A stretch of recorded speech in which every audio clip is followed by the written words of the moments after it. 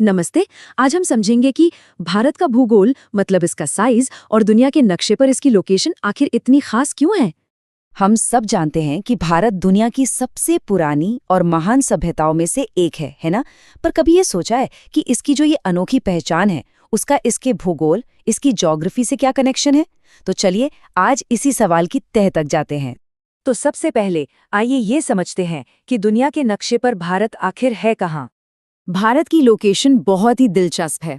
ये एशिया महाद्वीप के ठीक बीचों बीच है, मतलब पूर्व और पश्चिम के एकदम सेंटर में। और यही लोकेशन इसे एक जबरदस्त स्ट्रेटेजिक एडवांटेज देती है, जो व्यापार और संस्कृति के लिए सदियों से बहुत जरूरी रही है। अच्छा, अब जरा ग्लोब पर इसकी एकदम सटीक पोजीशन को थोड़ा और करीब से देखते हैं। देखिए, सबसे पहली और सबसे जरूरी बात तो ये है कि भारत पूरी तरह से नॉर्दर्न हेमिस्फीयर में है, मतलब इक्वेटर के उत्तर में। इसमें कोई कंफ्यूजन नहीं होना चाहिए। आप जरा इन नंबर्स पर गौर कीजिए। भारत का जो मेनलैंड है वो 8 डिग्री 4 मिनट उत्तर से लेकर 37 डिग्री 6 मिनट उत्तरी अक्षांश तक फैला हुआ है।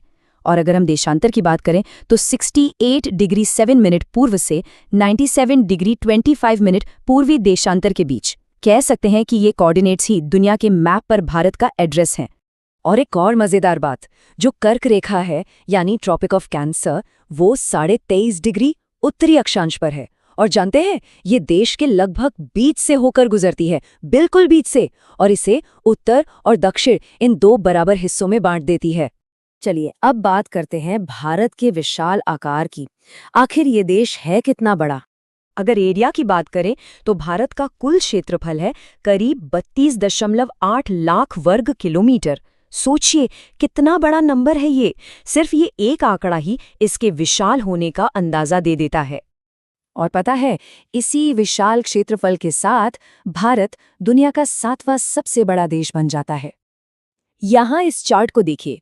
ये दिखाता है कि भारत पूरी दुनिया के कुल जमीनी हिस्से का लगभग 2.4% है।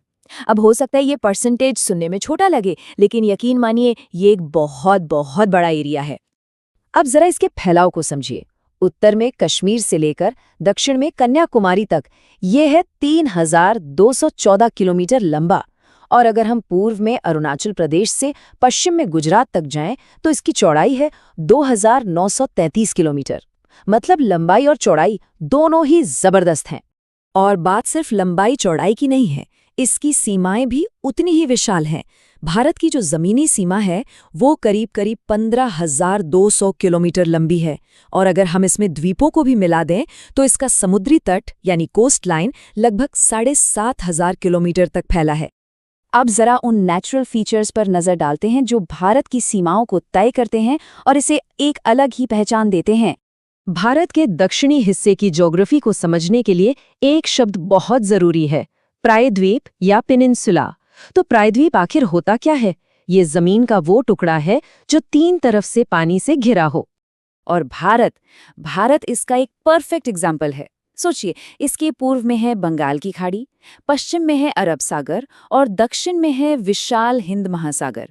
इन्हीं 3 सागरों ने भारत को एक खास ज्योग्राफिकल पहचान दी है और सदियों से इसे समुद्री व्यापार का एक बहुत बड़ा केंद्र भी बनाया है। अब बात करते हैं पड़ोसियों की। इस टेबल में सब कुछ साफ साफ है। देखिए, उत्तर पश्चिम में है पाकिस्तान और अफगानिस्तान, उत्तर की तरफ हैं चीन, नेपाल और भूटान, पूर्व में है बांग्लादेश और म्यांमार, और दक्षिण में समुद्र के पार हमारे 2 पड़ोसी हैं, श्रीलंका और मालदीव। तो इन सब ज्योग्राफिकल फैक्ट्स का असल में मतलब क्या है? इनका हमारी रोज की जिंदगी पर क्या असर पड़ता है? चलिए अब इसे समझते हैं। यहाँ एक बहुत ही दिलचस्प सवाल है। क्या किसी ने कभी सोचा है कि भारत का जो सबसे पश्चिमी हिस्सा है गुजरात और जो सबसे पूर्वी हिस्सा है अरुणाचल प्रदेश, वहां के लोकल टाइम में कितना फर्क होगा? आपको जानकर हैरानी होगी। पूरे 2 घंटे का। जी हाँ, 2 घंटे। जब अरुणाचल प्रदेश में सूरज निकल रहा होता है तब गुजरात में लोग शायद सो रहे होते हैं। वहां अभी भी अंधेरा होता है। और ये सब देश की जबरदस्त पूर्व पश्चिम चौड़ाई की वजह से है। तो फिर सवाल उठता है कि इस 2 घंटे के अंतर वाली प्रॉब्लम को सुलझाया कैसे गया? इसका जवाब है स्टैंडर्ड मेरिडियन। 82.5 डिग्री पूर्वी देशांतर रेखा को पूरे देश के लिए स्टैंडर्ड टाइम मान लिया गया, ताकि सबकी घड़ियां, चाहे वो गुजरात में हो या अरुणाचल में, एक ही समय दिखाएं। और आखिर में ये समझना बहुत जरूरी है कि हिंद महासागर में भारत की लोकेशन कितनी ज्यादा अहमियत रखती है।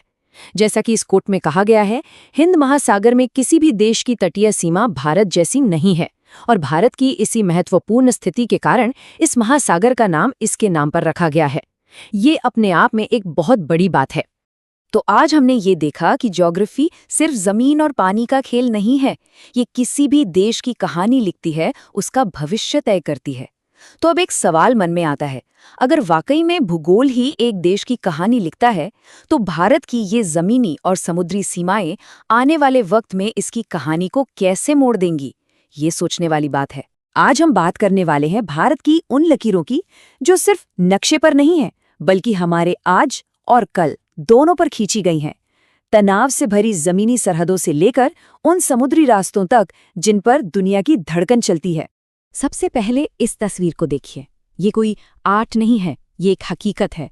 ये है भारत पाकिस्तान की वो सीमा जो रात के अंधेरे में, सोचिए, अंतरिक्ष से भी दिखाई देती है। रोशनी की ये लकीर एक सीधी सी बात बताती है कि सरहदें सिर्फ जमीन पर खींची गई लाइनें नहीं होती। तो चलिए शुरू करते हैं भारत की जमीनी सरहदों से, जहां हर कदम पर एक अलग कहानी है, एक अलग इतिहास है।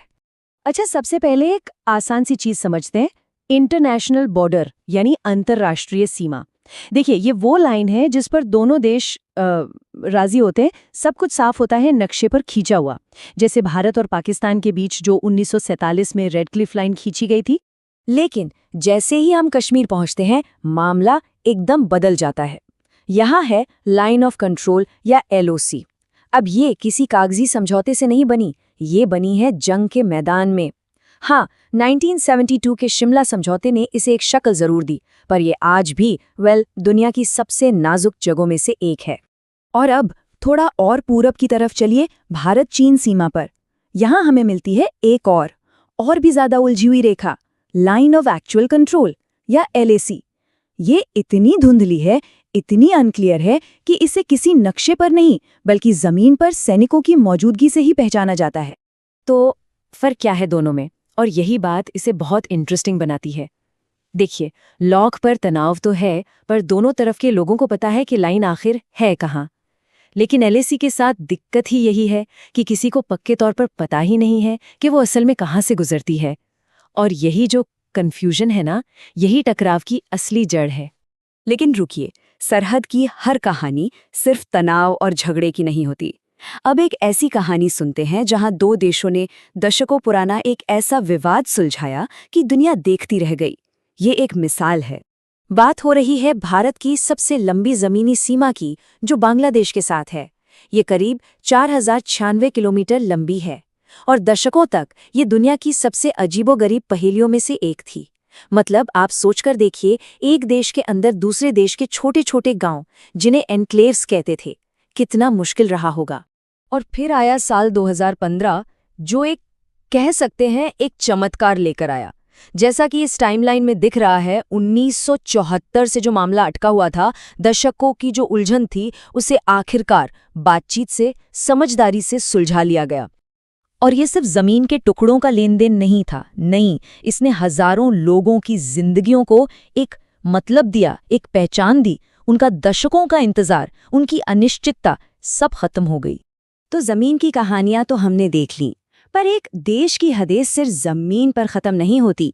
चलिए अब समंदर की उन लहरों पर चलते हैं, उन रास्तों पर जिन पर पूरी दुनिया की इकोनॉमी का जहाज तैरता है। ये लाइन, ये बिल्कुल सही बात कहती है। ये जो समुद्री रास्ते हैं ना, ये दुनिया के एनर्जी सुपर हाईवे हैं। ठीक वैसे ही जैसे हमारे शरीर में नसें होती हैं, उतनी ही जरूरी और उतनी ही नाजुक। उदाहरण के लिए हॉर्मुज़ स्ट्रेट को ही ले लीजिए। ये चार्ट साफ साफ दिखा रहा है कि भारत अपने क्रूड ऑयल का करीब 40% और LNG यानी हमारी रसोई गैस का 54% हिस्सा इसी पतले से रास्ते से मंगवाता है। अब जरा सोचिए, अगर ये रास्ता सिर्फ एक दिन के लिए भी बंद हो जाए तो क्या होगा? हमारी गाड़ियों का, हमारी रसोई का। अब थोड़ा पश्चिम की तरफ चलते हैं, एक और बहुत ही जरूरी रास्ते पर। ये है रेड सी का रूट।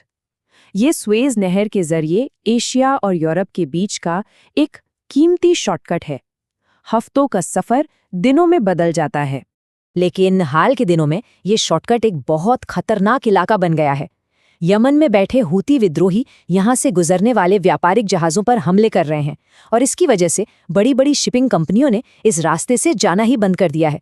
पूरी दुनिया की सप्लाई चेन हिल गई है और इसका असर सीधा हम सब पर पड़ता है। ये चार्ट देखिए, कितना बड़ा फर्क है। जहाज़ों को अब अफ्रीका का पूरा चक्कर लगा के जाना पड़ रहा है।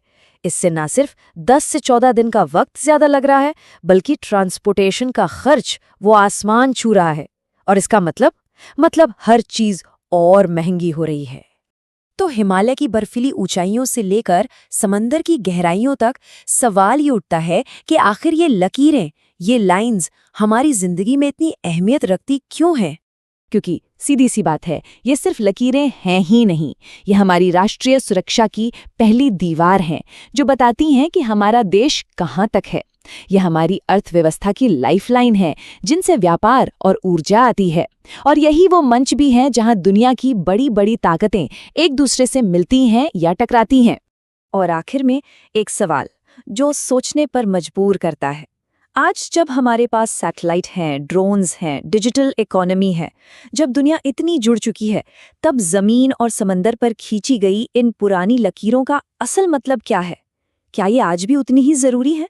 सोचिएगा जरूर। हमारे साथ जुड़ने के लिए आपका बहुत बहुत धन्यवाद।